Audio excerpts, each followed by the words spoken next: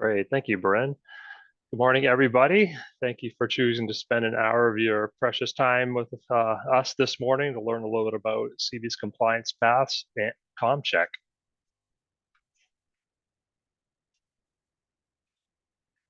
Before we get started, there are a couple things that I need to mention, and that some of the material that I'll be presenting today contains information which is proprietary to and copyrighted by ICC. The information that we are using has been obtained and reproduced with their permission. And lastly, the acronym ICC and the ICC logo are trademarks and service marks of ICC, all rights reserved. So we've got a new code coming up, and July 1st, 2024 will be the new CBES. And so today's talk is going to largely be able to be applied to both the 2020 CBES and the 2024 CBES. And I will try to call out distinctions between the two where appropriate. There are some materials that haven't been developed yet for 2024, so I'll clearly be referencing 2020 in those instances. And for those of you who need a little refresher, for CBES, the permit application date determines what version of CBES applies. And by permit, it is limited to a building permit or an Act 250 permit. And the one caveat for the new code that's coming up. So if you are permitted under the 2020 CBES, which means you had your permit in place before July 1st, 2024, you must start construction within 180 days of July 1st. So essentially it means by the end of the year 2024, construction must start, or your building needs to comply with the new code. Some scope and general requirements. So CBES provides minimum energy efficiency requirements for design and construction for the following. So it covers new buildings, new portions of buildings and their systems, new systems and equipment in existing buildings, and new standalone equipment for building systems that are part of manufacturing or industrial processes that are also called out in the code. And one thing that many people are not really familiar with is that code actually specifies that there needs to be a plan for operation and maintenance of the above. So a little new for 2024. So there's always been required information on construction documents, and that was pretty much a full page in CBES dedicated to outlining what were all the things that needed to be in your drawings. But you can see in the white writing here that some of the things that have to be shown now are the air barrier, including the location of the air barrier. And then also that you need to be identifying areas in identify areas and future equipment for renewable energy and energy storage.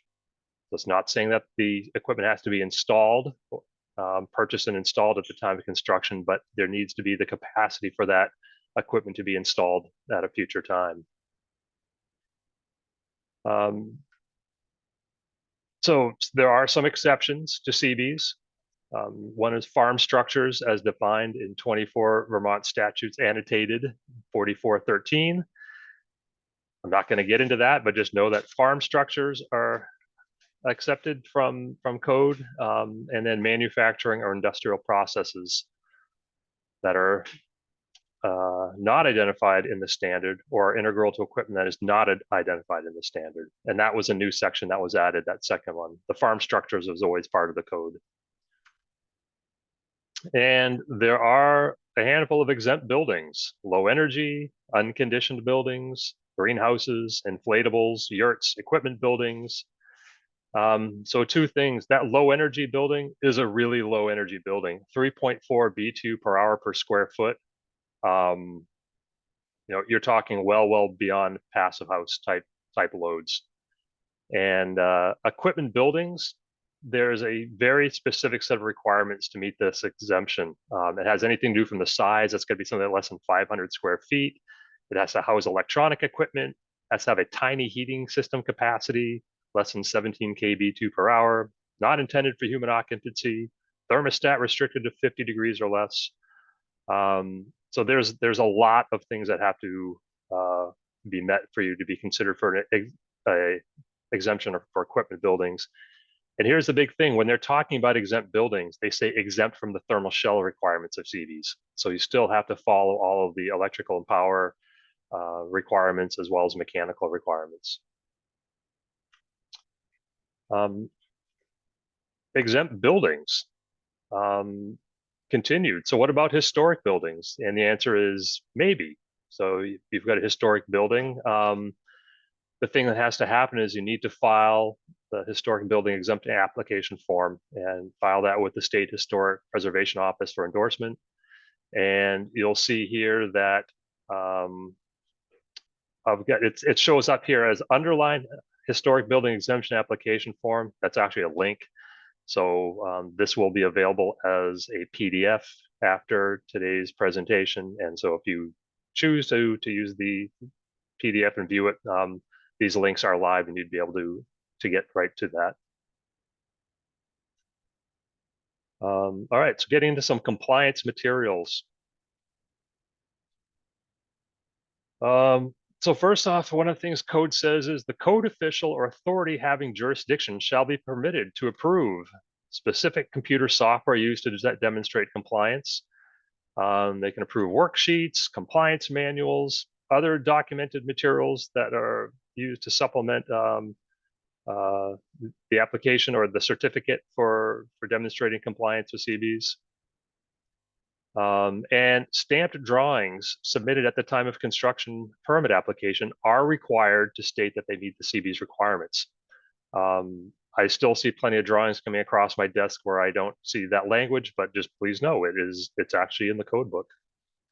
So let's get back to this idea of the code official or authority having jurisdiction. So they've got all these things that they're permitted to approve and do. Who is the code official or authority having jurisdiction? Interestingly enough, the code actually calls it out and says, for purposes of its code, neither the Public Service Department or the DFS should be considered the authority having jurisdiction. So it doesn't say who has jurisdiction. And the same thing, the same definition for code official is the same definition that appears for authority having jurisdiction. And in the big picture, we have a self-certified code. As you know, we don't have code enforcement. But interestingly, if we go back to the other slide and it talks about the Public Service Department not being the authority, there's a section that says the PSD is authorized to create and update CBES, but not enforce the code. No current code official designated in the code language. So who enforces the code? Nobody yet. Act 47 in the state legislature is looking at code compliance and realizing and recognizing that as the codes have become more robust and stringent over each code cycle, that compliance is actually trending the other direction, meaning we're finding fewer buildings that are complying with CBES. And so legislature is fully aware of this issue and working on a plan to address how do we make sure that compliance improves, as even though the code is getting more aggressive. And that's probably for another time to talk more about that. We could chat later for this sometime at the end of the presentation here. Alternative materials, designs, and methods of construction are allowed, provided that the code official or authority having jurisdiction finds that the design complies with the intent of CBES, that the materials and methods specified are not less in quality, strength, effectiveness, fire resistance, durability, or safety. And the Public Service Department has authority to approve written applications. So that again is called out, even though they're specifically not called the code official or the authority having jurisdiction. All right, let's get into the meat of why we're here today. So let's talk about compliance options. There are several that CBES allows, or I should say the state of Vermont allows. The first is 1A, which is I'll call it it says Chapter 4 plus credits, and I've put in parentheses there, prescriptive approach, because what this really means is we're following Chapter 4 in CBES, and then just making sure we're getting the appropriate number of energy credits on top of that. Another option is to do ASHRAE 90.1, and here is a 2024 change, is that it's going to be the 2019 ASHRAE 90.1, and that would be plus credits as well. And then so 1A is the one I think I see 95, 99% of the time for buildings. And then I've seen the ASHRAE 90.1 or one of the ASHRAE models very, very infrequently.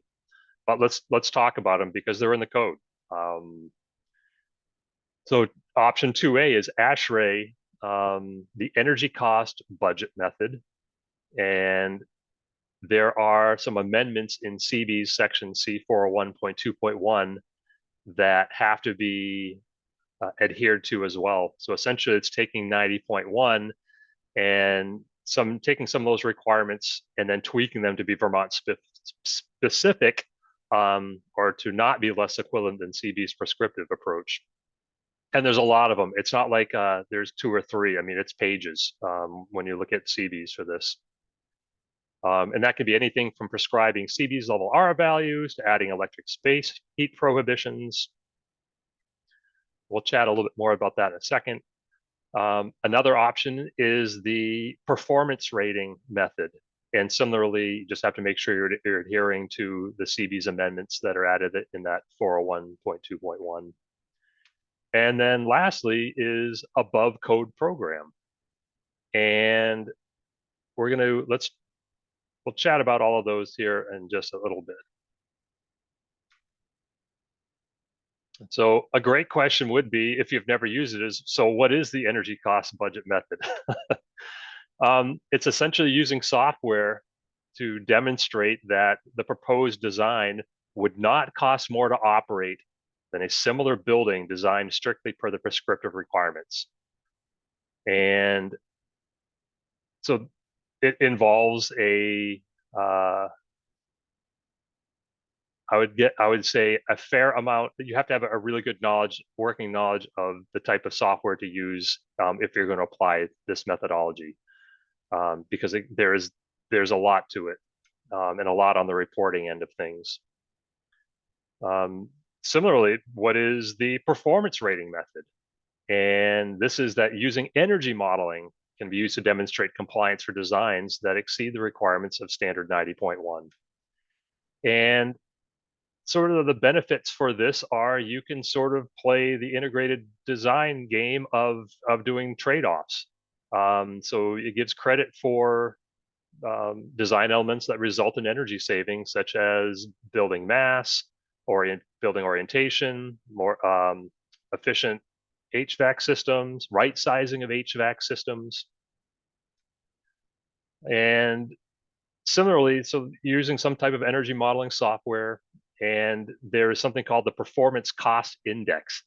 And really what that's doing is the energy model is building the base building, and then when you're going through and doing your elective design, it is comparing the new design versus that base case. And there's this PCI reference point that has to be achieved based on what type of building you're constructing and climate zone. So for each of these different compliance paths, there's different required documentation.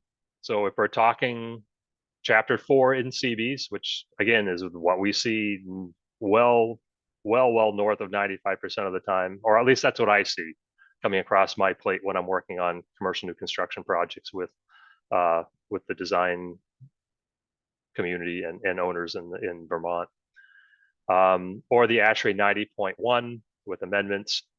So to demonstrate compliance, the required documentation is using COMcheck software.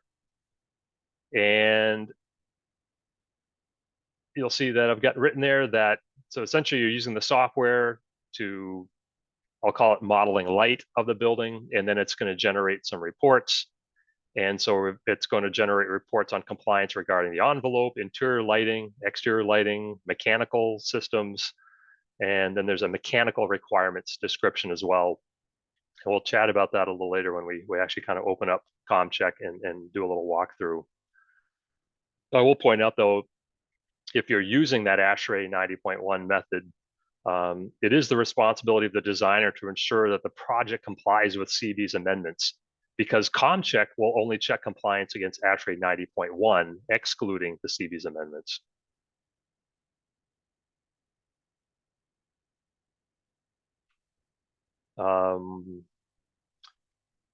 Yeah, and this is a question that I get fairly frequently. So what happens if you're only working on a certain part of an existing building? You are ripping open a wall, or we'll just stop there. Let's say you're opening up a wall. You still actually do need to demonstrate compliance that you've brought that system up to code. But when you're doing COMcheck, you only have to complete the section for the system that's altered, and we'll get into that a little bit more when we look into the COMcheck software.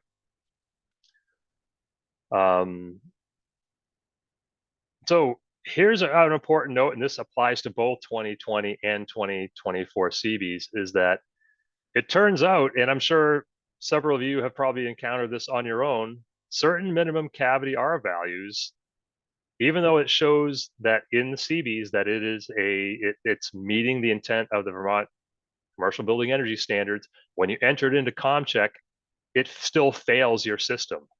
So this ends up being a point of frustration. So how should you handle this?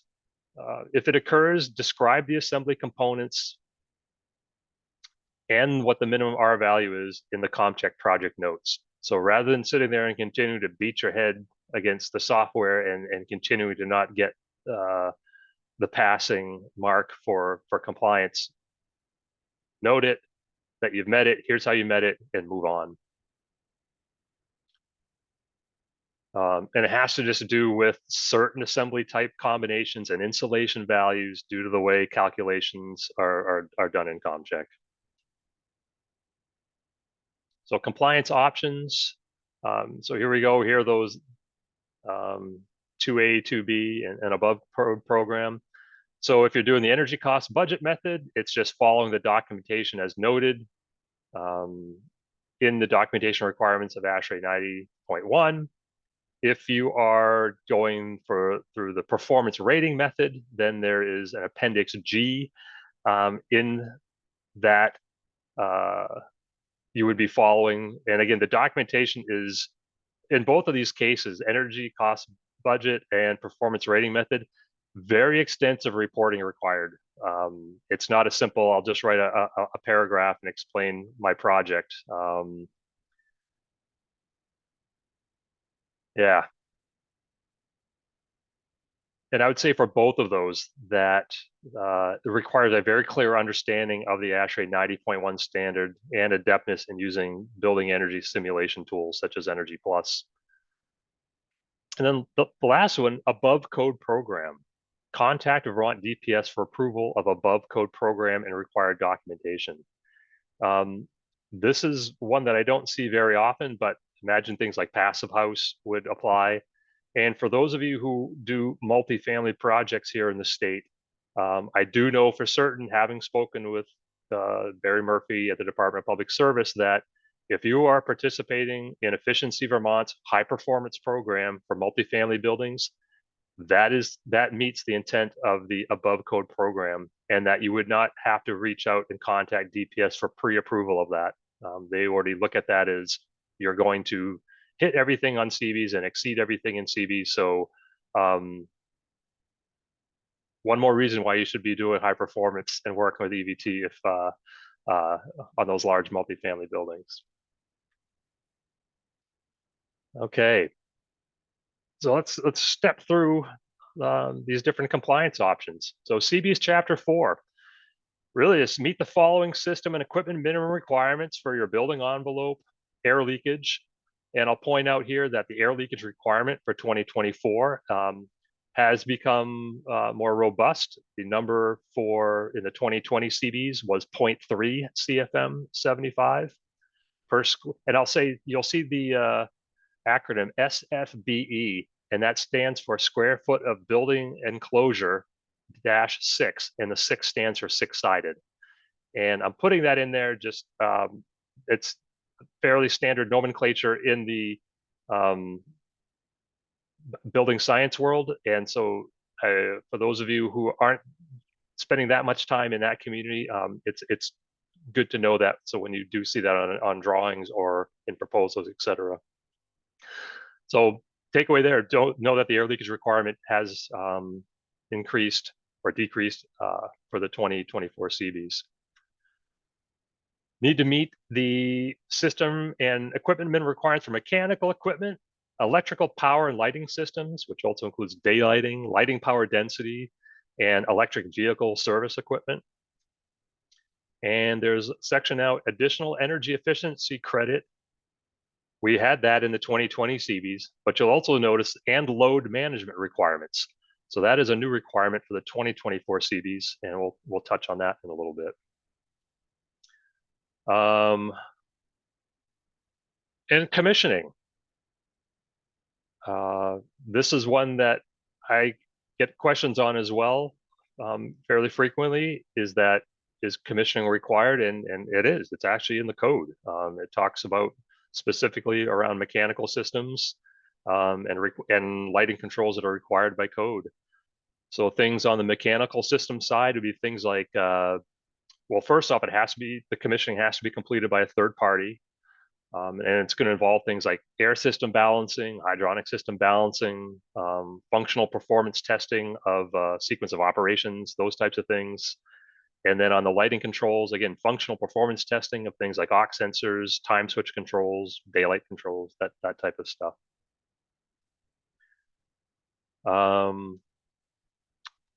Let's see. Yeah, so I was talking about the additional efficiency, renewable, and load management requirements compliance.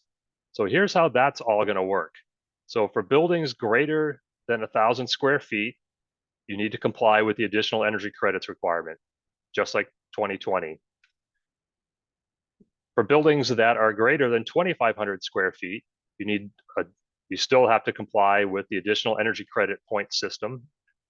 And now you need to comply with additional renewable and load management credits. So it's really virtually all commercial new construction is going to be having to deal with a second, because otherwise we're talking really, really, really small buildings. Because this is a change, I'm going to spend a little bit of time touching on it because it is required for compliance. So how many points does my building need? If you remember in the 2020 CBs, the points requirement was 6 points. And there was a small table. I think there were about 10 items that you could choose from, each one worth a different number of points based on your occupancy group. And you get to 6 points and you were done. You can see here that the point scale has shifted dramatically. You can see points here anywhere from 30 to 90, depending on your occupancy group. So you're going to see in a second that your options have also increased exponentially. And mixed occupancy, the way to handle mixed occupancy is just to do a weighted average of the credit requirements based on the square footage of each occupancy group type. So here we go. Energy Steve, efficiency. Yes. When you get a chance, we do have a couple questions that have come in. Sure. Let's have it. So I'm going to start back a couple slides towards the beginning. We have a question. If you're allowed to show worksheets to the authority having jurisdiction, who is that? Right. So while the code actually says that the Department of Public Service is not that authority, ultimately they are the authority. So ultimately, anytime that there is a question where I'm going to back up 2 seconds. So efficiency, Vermont's role in this, we're not the code police. We don't write the code. I have, you know, this is my side. I'll call this my side gig. I'm an energy consultant with Efficiency Vermont. I do a lot with commercial new construction. I know a lot about code, and so I'm sort of a go-to person for when people in the design community have questions about code, and I like to give training. So here I am. But I'm not the authority. Efficiency Vermont is not the authority. And when I get finally stumped by something, I go to the Department of Public Service and I talk to Barry Murphy. So the buck really does end up stopping there when a decision has to be made on something. And I would say similarly, if providing documentation for any of those compliance methods, other than sort of the Chapter 4, you do go to the Department of Public Service. Great, thank you. Following up on that, so their question is, without clarity on like an assigned authority having jurisdiction, effectively it's the Department of Public Service. The question is, do we, the architects, can find the alternate materials and methods to comply? The way it reads to me is, so you've got those compliance methods of one, which was prescriptive endpoints, two, which was ASHRAE 90.1. Then there was the energy cost method, then the energy modeling method, and then the above code program. So as part of those ASHRAE methods, you have to provide a bunch of documentation. I think that's what they're getting at when they're talking about alternative methods. Unless you had an entirely separate system outside of all of that you wanted to propose. And it looks like to me on paper that the department would consider it if it can demonstrate and show that it indeed is at a minimum meeting all the requirements of CBES and is certainly not going to have systems in place that would be less stringent than what CBES is requiring. I'm not sure if I answered that or not. If I didn't, put it a follow-up question in the chat, Bryn, please. Yep, thank you. Following that, question on commissioning. So for commissioning, both mechanical and envelope, what is the accepted definition of third party? So third party, I don't have the code book in front of me. I don't know off the top of my head, but I know it's going to mean that it can't be the builder, it can't be the architect, it can't be probably maybe it could be the engineer who designed it, maybe not. That will be something that, Bryn, if you'd put a note when I bring the PDF, excuse me, when I make a PDF of this presentation after this, that'll be available to everyone who is here on the call today. I'll make sure I've got that on that slide. Yep, I'll do that. Following up on that, how does the architect, engineer, consultant control compliance with the CX and air leakage when the construction phase is not included in the scope of work? Could you read that again? How does the architect / engineer control compliance with the CX and air leakage when the construction phase is not included in the scope of work?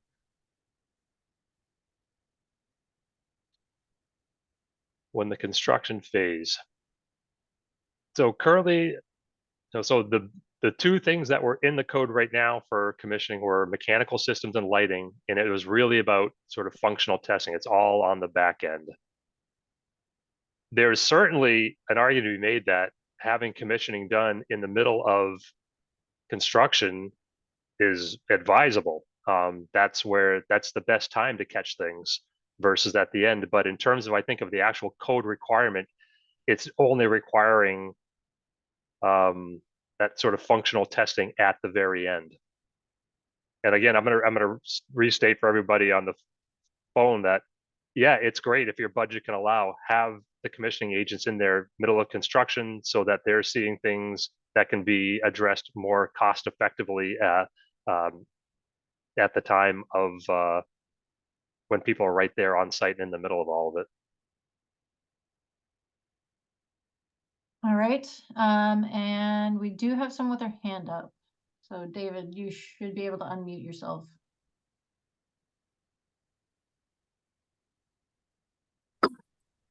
Hi there. Sorry, I can't find the question spot, but in any event, the air leakage rate of 0.15 is, aggressive and probably not achievable for certain building types. For example, fire stations where you've got apparatus bay doors that are just inherently leaky and they don't meet the qualifications for low energy buildings. So how do you deal with those building types that are more leaky than, say, an office building or something like that?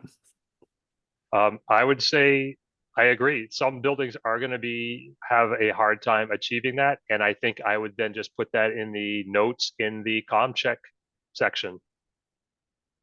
On the CB certificate, we'll talk about this in a little bit. There is a spot that's where you indicate the blower door number, and that's probably even the better spot to put it, is indicate, yeah, we hit 0.2, we have 6 large overhead doors. And between it being a self-certifying code and ultimately people, I would like to think, recognizing, again, someone at the Department of Public Service, if they're looking at that, would say, yeah, that makes sense. And I would like to think nobody would then come back. But you're right, it's aggressive.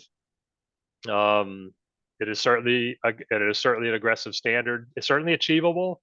I think the people who are writing code felt that was appropriate for 2 reasons. One is obviously they're trying to get the code to be essentially a net zero baseline by 2030, and we've only got a couple more code cycles before then, so they're going to make some adjustments there.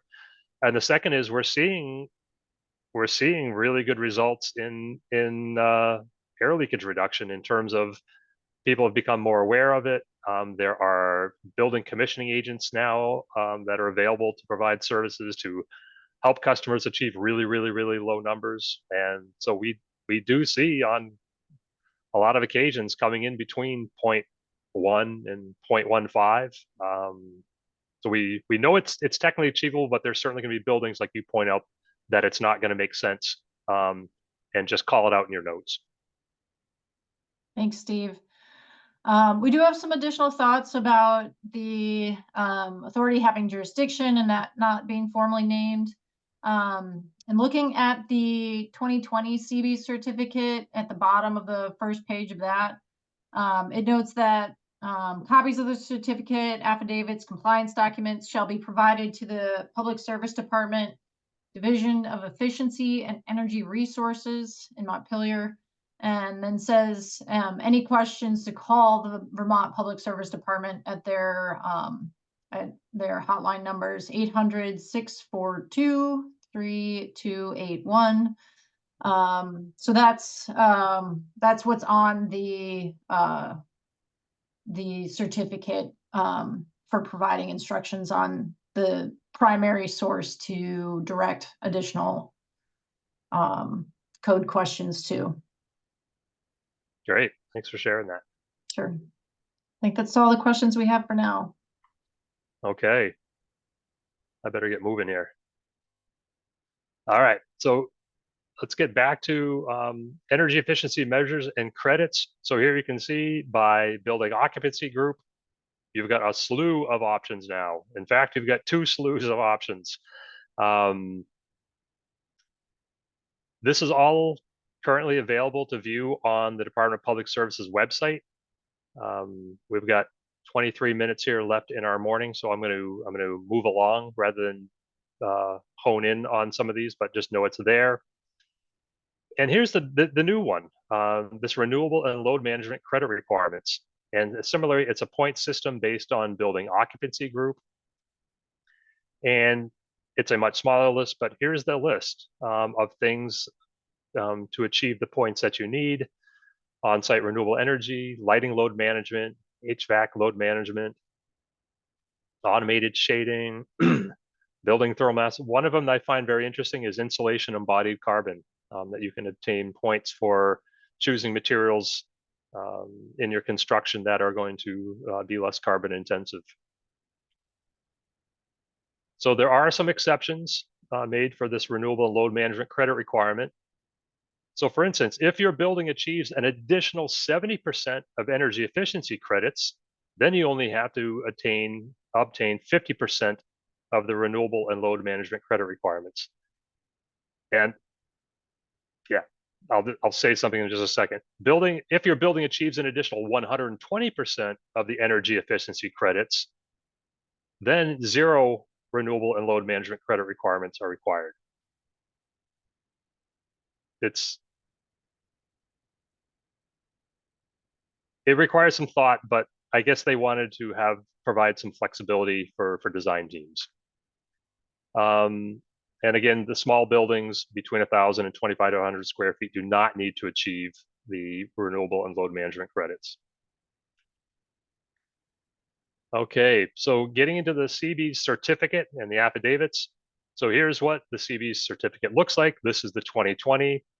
The 2024 has not been published yet. But you can see it's asking for some basic building information at the top, and then it's asking about the compliance method that you followed, as well as you can see it's asking you to check which energy credits did you achieve in those numbers 1 through 10. And you'll see there that it's asking for the air sealing / blower door test information, and then some information about the electric vehicle service equipment, etc. I do know this much, though, the 2024 certificate will require the following information. It's going to ask for thermal envelope details. It's going to be essentially similar to what the Arby's certificate looks like in that regard. Envelope air leakage testing was part of 2020, so that's not new. But this is new, an indication of the solar ready zone and other requirements of C402.5, which is indication of the solar ready zone, essentially where's the space on the roof, if appropriate, where future solar equipment could be located, as well as some requirements around what has to happen in the electrical room, sort of carving out space in the panel for future equipment, etc. So we've got that's a certificate, and you notice, let me back up for a second. I don't have it on there, but right below this, there's a section of sign-offs for design and for the building of it. So who can sign off on the certificate and the affidavits? The designer affidavit, it's the primary designer, which could be the PE, a licensed architect, and then right out of the code book says other licensed professional. So don't ask me, because I don't know what other licensed professional would typically be signing that. And then if none of the above are involved in the project, then the builder would sign off as the primary designer. And for the builder affidavit, it's going to be the builder who directed construction, or again, straight out of the code, other party authorized to certify code compliance. And so here is where at the bottom of the compliance document, that certificate, you can see top section is designed, bottom constructed. And then interesting, so that's the certificate itself, but then there are actually affidavits that need to be signed and notarized in addition to that. And again, both on the construction side and on the design side. And that highlighted section you see at the very bottom there is exactly the information that Bryn just read to you a moment ago, talking about where to send the information and who to call if you have questions. So what do I do with my compliance documents? And code actually does tell you what to do with them. That the certificate label permanently be affixed to one of the following: inside the electrical service panel, on heating or cooling equipment located in the mechanical room, nearby in a visible location in that mechanical or electrical room, and that the affidavits shall accompany the certificate. And here we go, copies in addition to that being posted within the building itself, copies of the certificate affidavits and any compliance documents shall be provided to the public service department. And here's the address here, but again, it's right on the affidavits as well as that CB certificate. All right. We do have a question. Can you get credit for embodied energy if rehabbing an existing building instead of raising and building new? Currently, no. Okay, thank you. Not that I'm aware of. And we do have a raised hand. I don't know if now is a good time to pause for that. This would be a great time because we're going to jump into COMcheck here. All right, if Walter, if you want to come off mute.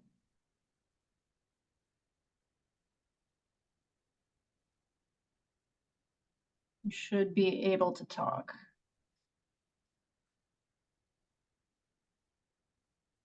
I'm not able to hear you at the moment, so Yeah, you're still showing up. There you go. How's There we that? go. Does that work? Yeah. Yep, that worked.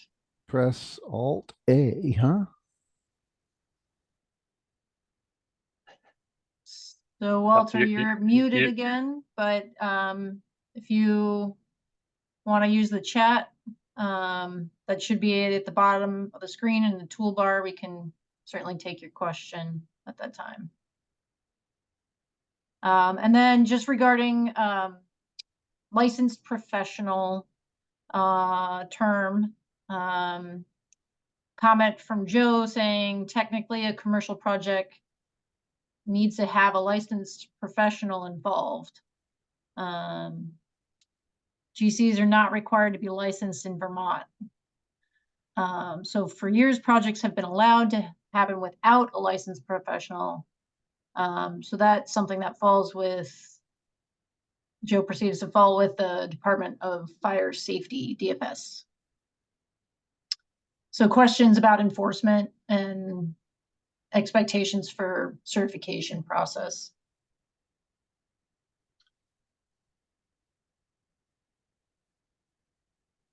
I don't have a good answer for that. Yeah, I mean, that lies with the state, with the legislature, and with the state agencies. As Steve O'Malley has said, we are a training entity, providing educational content on the training code. We do not review compliance. We are not an enforcement arm. So a lot of those questions about enforcement will need to be directed to your legislators and to the Department of Public Service. And there's a question about Act 250 and the Natural Resources Board being a de facto enforcer. They do enforce the code on Act 250 projects, correct? But only on Act 250 projects. Which is not all encompassing for all of CBES. Right. Great. Okay. Bryn, Walter Yes, Adams? Walter, we can hear you now. Oh, that's good. If you back up to where they had the discussion about percentages over compliance on what I call phase 1 of 406, to offset some part of phase 2, the part for energy conservation or management. In the process of this code, I ran a few of my buildings and ended up with 406 numbers for part 1 that were 200 and 300 compared to a required number of 46 for what I consider a standard building, but ended up with no available credits other than the 6 credits I got for completing the embedded carbon requirement code report. Didn't mean I complied. It just meant I filled out the questionnaire as best of my ability and got a few points for it. So that's why that language came into place, because I'm building, or you can build a very, very good building that does not happen to have and does not really need at that point any of the options that are in part 2 of that big long list. So that's why that came about. Okay. Thank you for sharing that, Walter. That's it for now. Thank you. Okay. All right. Speed dating with COMcheck here. Here we go. DOE energy compliance software tool. And where do I find it? You'll see that you can download it if you have Windows format. Otherwise, you use the web version. And so got the link right here to go to the web version. This is where it's going to bring you. And you'll see over here on the right, launch COMcheck web, start COMcheck web. And we'll go through a really very, very simple building just to demonstrate a couple things. So the first thing, you can obviously title it, but stepping through the things where you need to focus on for today, you got to come over here and select your code. And again, because this is software that can be used anywhere in the country, or a lot of places in the country, you've got to come down and find our local code. And you're going to see Vermont 2020.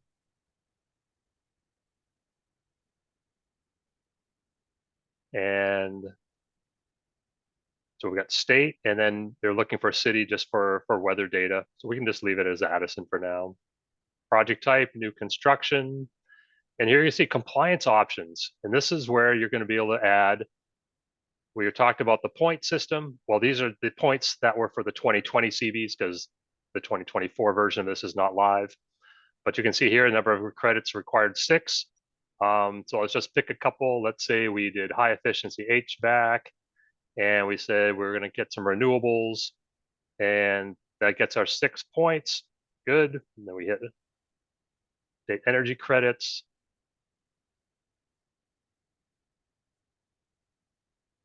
And you're going to come through here. It's wanting to know about the air barrier. Let's say it's going to be tested. And project details, that's going to be just more, well, here, I'll just open it real quickly. Address, city, that kind of stuff. Well, let's say we made, and I'll point out here along the top for those of you who this is brand new to you, here are the sections that you need to complete. There's envelope, this little section on interior lighting, exterior lighting, and mechanical, and some requirements. So let's say we're building a exercise center in Addison.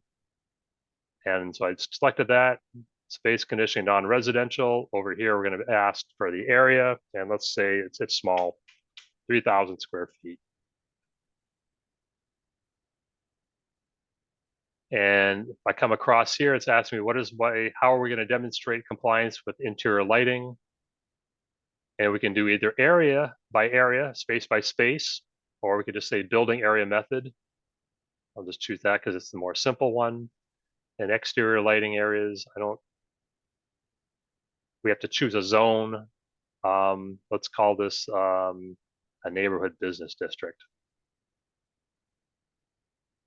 And let's say that we're going to put all we have to do is worry about a parking area.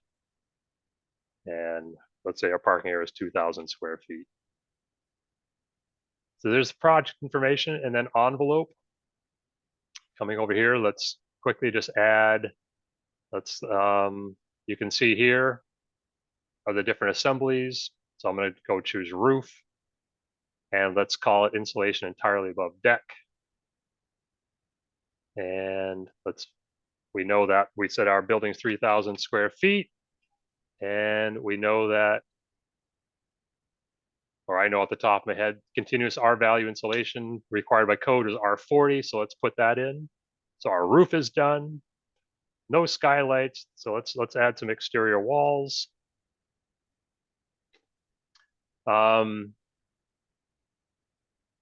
Let's say they did wood frame 24 inches, did some advanced framing. And so we got to create a wall. And here you have to create each wall of the building. So you got to create a north, and east, a south, and a west. So let's say here's the north wall. Just to make this easy, let's call it sort of a box.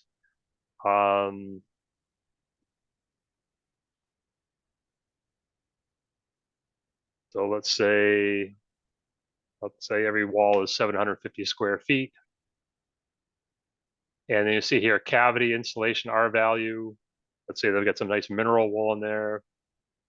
And then CBES pretty much, I wouldn't say pretty much, it requires continuous insulation for you to be able to hit the prescriptive approach. So let's do an R8. We should be doing R12 from a building science standpoint, but let's just do a code compliant building. So R8 will do that. So we've got a wall. Now we can just duplicate this.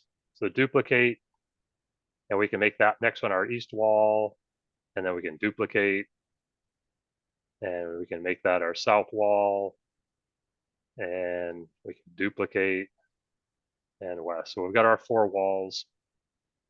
And let's make it easy on ourselves. Let's say they've only got glazing on one side. It's a gym. You know, they don't need, they just need sort of storefront on the side facing the parking lot. So let's say it's on the we'll call it on the south wall. So I'm going to go here to the wall, then I'm going to come up here and hit window. And let's say they've got a metal frame with a thermal break that's fixed. And if you have NFRC data, you can use it. If you don't, what I will say is this: don't ever use the energy code defaults, because these factors are really, really inflated relative to what our CBES requires, and you would not have anything remotely close to these values. So if we go product performance evaluated here, and let's say our U factor is 0.33, and a solar heat gain coefficient of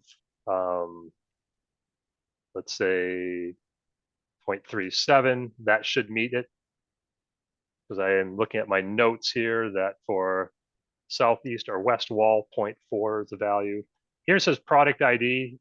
So if you've got the NFRC information, go ahead and use that. If not, let's Conneer system and create window.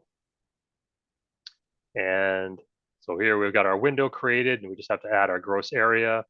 And let's say, a lot of it on the face of that is storefront. So we'll say they've got like 500 square feet of glazing on that side.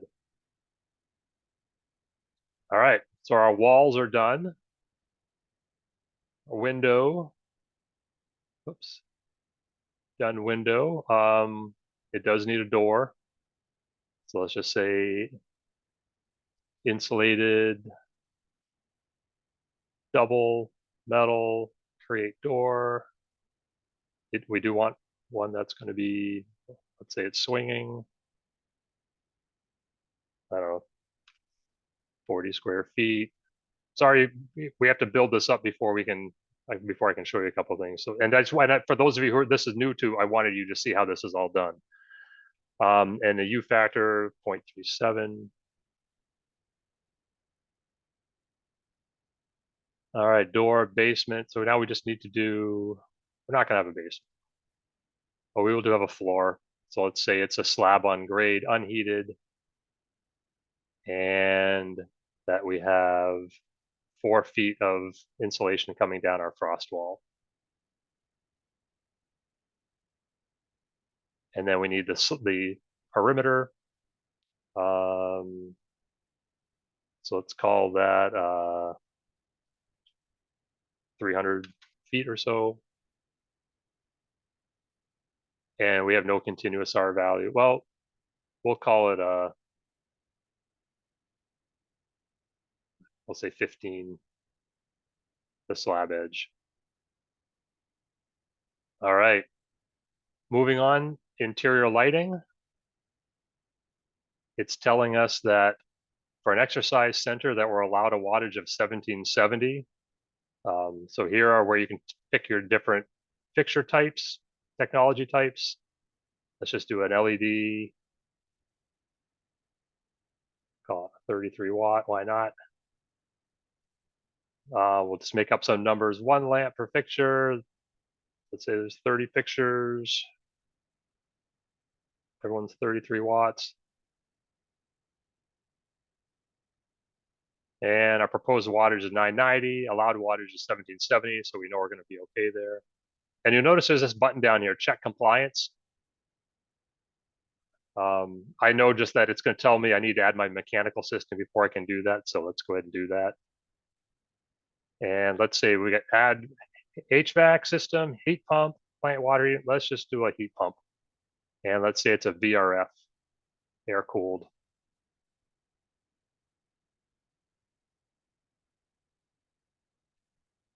And we need some equipment capacity. Let's say it's pretty efficient. Let's do, all right, let's have a note. Let's say it's like 60 kBtu per hour.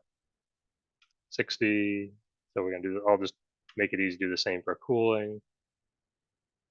And then we need some efficiencies.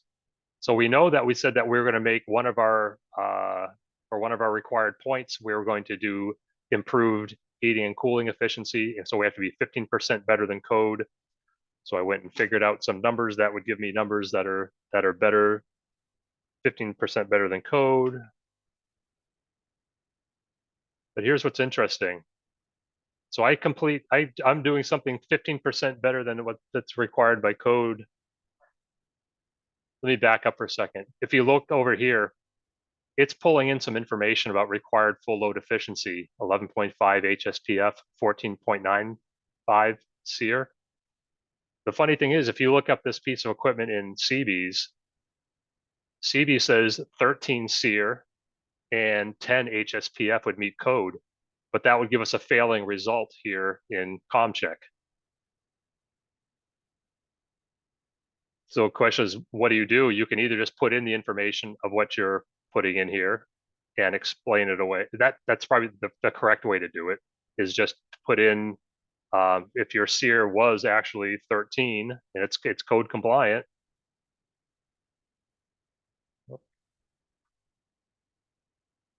Well, interesting. It's not even allowing me to put that in there. It's saying proposed efficiency must be greater than 14.95. So if that's what it's requiring, let's do 14.95, but then let's do 15% better than that, because that's what we were told we need to do for our points. So let's put in 17.9 there, and we're gonna do the same thing on the heating seasonal performance factor. We'll put in 13.8 there. And then I would explain that away in the notes to say COMcheck was requiring me to put in this information. What I actually have for equipment is lower than this. And here are the actual numbers and how they compare to the actual CBES values. So here, let's go check compliance now. And envelope passes, interior lighting passes, exterior lighting to be determined.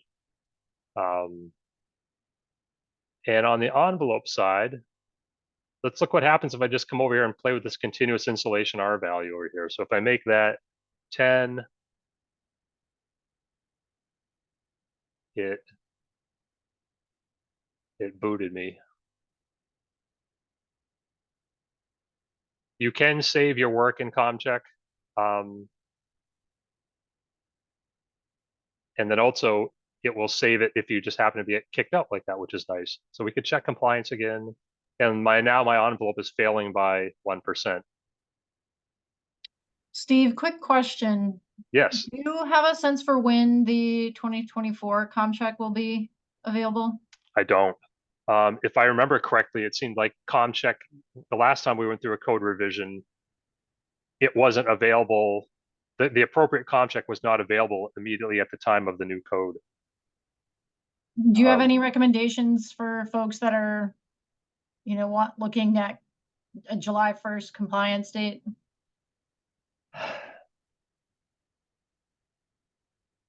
I don't. That's a great question. That's one I want to know the answer to as well. So I think that's going to have to be a Barry Murphy Department of Public Service question. Okay, thank you. Yeah. One thing I wanted to point out here about this envelope fail is if I come here to the envelope, excuse me, what made it fail was when I changed. No, I don't want to create a floor. Stop that. What created to fail was when I changed this continuous insulation R value. That's the slab edge insulation value. I changed it to R10, but R10 is what the code requirement is. So here's a case where our entire assembly is meeting code. All of these values meet or exceed code, but yet our envelope failed. So this is a case again where you just explain that away in your notes. Say, here are the values that code requires, here are my values, COMcheck still failed me. And then the last thing I want to point out is you'll find that there's a section under requirements and mandatory additional efficiency package stuff. And it's really just somebody coming through and who has completed the COMcheck, just it's another sort of affidavit type section that buildings shall be provided with on-site renewable energy system. Yes, condition requirement will be met. And then you'll see that it goes green. And so somebody has to just come through here and complete. Again, building operations and maintenance documents will be provided. Yes, requirements will be met. So somebody has to verify those things. Okay, we're 8:34. I'm 4 minutes over. To respect everybody's time, I'm going to stop, but I would be happy to hang around and answer questions if anybody wanted to do so for a little while. And so I would like to thank you all very much for your time. See if I can get back Any to last questions? Steve, if you have a final slide with your contact information, or I'm not sure if you have a slide that wraps things up. there we go.